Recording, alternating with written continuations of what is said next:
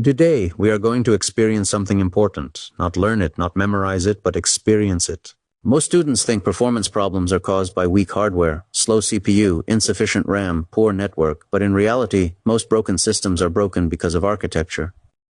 Today I'm going to show you a system that looks completely fine. It compiles, it runs, it responds correctly, and yet under load it collapses, and the CPU will be almost idle while users are waiting 5 seconds.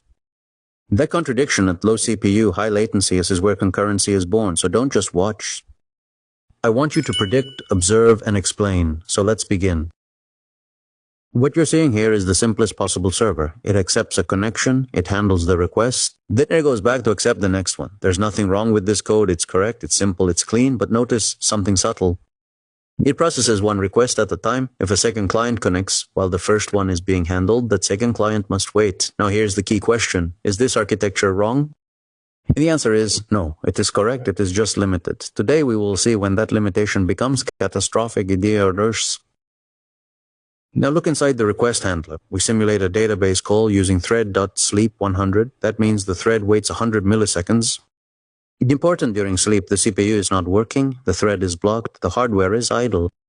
So this server is not computing for 100 milliseconds, it is waiting. This is what we call I/O-bound behavior. Now think carefully.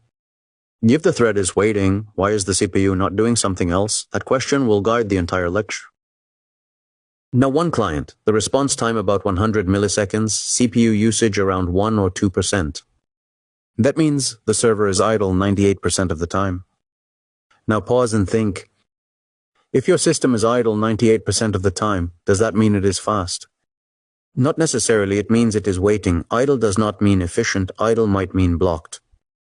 Now we increase to 5 concurrent clients, all arrive at time 0. Since the server is sequential, it handles them one by one. Each request takes 100 milliseconds. So 5 times 100 equals 500 milliseconds. Latency multiplies linearly. Now here is the contradiction. CPU is still almost idle, so latency increases, but CPU usage does not. This is not a hardware bottleneck. This is an architectural bottleneck. The thread is waiting, but because the architecture is sequential, other clients must wait behind it. Now we push harder. 50 concurrent clients. Prediction. 50 times 100 milliseconds equals 5,000 milliseconds, or 5 seconds, and that's exactly what we observe, but look at CPU still low. This is what I call I/O-bound death. The hardware is not overloaded. The architecture is. The CPU is idle. But users are waiting 5 seconds. That gap between idle CPU and long latency is where concurrency becomes necessary. Let's visualize this. All requests arrive at time 0. Only one can be processed, so they line up. Like a single cashier with 50 customers. Even if the cashier works perfectly, customers wait. This is a queuing system.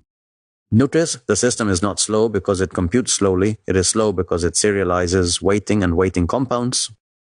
Let's formalize this. Each request, 2 milliseconds compute, 98 milliseconds waiting. So compute is only 2% of service time. CPU utilization equals compute divided by service. 2 divided by 100 equals 2%. That means the processor is idle 98% of the time, and yet clients wait 5 seconds. This is not CPU bound, it is waiting bound. The solution is not faster hardware, the solution is to overlap waiting.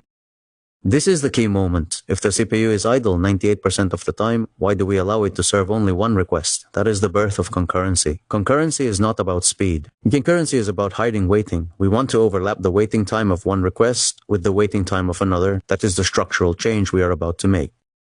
Now you will reproduce this behavior. Open 2 terminals. Terminal 1 runs the server. Terminal 2 runs the client. Important. Keep the server running. Only change the number of concurrent clients. We are isolating the variable. We are doing controlled experimentation. Change concurrent clients to 1 measure, then 5 measure, then 50 measure. Do not modify the server. Only modify concurrency level. What you are doing here is performance experimentation. This is how engineers diagnose systems, not by guessing, by measuring. For each test, record average latency, worst latency, CPU usage, and 1 sentence explaining why. This is critical. Performance engineering requires explanation, not just numbers. If your numbers are correct, but your explanation is wrong, you don't understand the system. If you see approximately 100 milliseconds, 500 milliseconds, 5,000 milliseconds, you are correct. If CPU remains low, you understand that the system is waiting bound. This is the baseline. In the next part of the lecture, we will break this bottleneck, and then we will discover that solving one problem creates another. Today, you learned something fundamental. Concurrency is not about making CPUs faster. Concurrency is about structure. You saw a system that was mostly idle, yet users waited 5 seconds. That paradox forces architectural change. In the next session, we will introduce a thread pool. You will see latency collapse, and then when we push too far, you will see performance degrade again. Because threads are not free. Engineering is not about adding more. It is about finding balance. Measure, understand, then change. See you in the next part.